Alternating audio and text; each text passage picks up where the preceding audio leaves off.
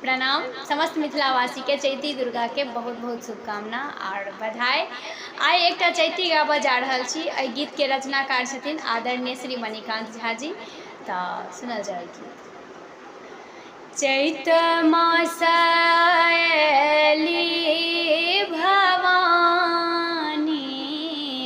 हो रामा,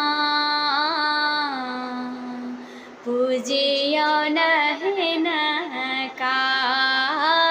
चैत मास आयली भवानी हो रामा, पूजियो नहिनका। पूजियो नहिनका,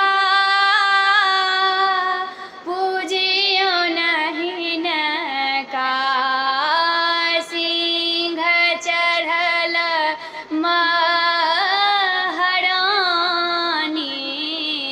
हो रामा, पूजियो नहिनका। चैत मास आयली भवानी हो रामा, पूजियो नहिनका। माता के बैसक आनो आसन, माता के बैसक आनो आसन। छीटी गंगा जल घासु चानन, ई छथि मातु भवानी हो रामा, पूजियो नहिनका।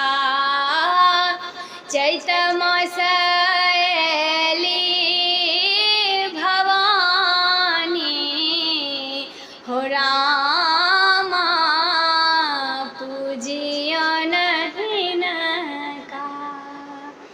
गाथु अड़हुल फूलक माला, गाथु अड़हुल फूलक माला। सजबू नैवेद्यक डाला, सजबू नैवेद्यक डाला। यह छथि दुर्गा रुद्रानी हो रामा, पूजियो नहिनका।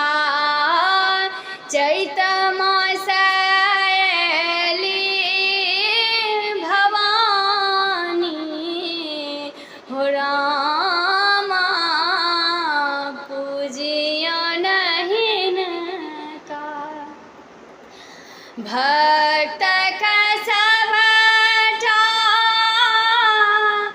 कष्ट हरै छथि, भक्तक सबटा कष्ट हरै छथि। मनोकामना सब पूरा करै छथि। मने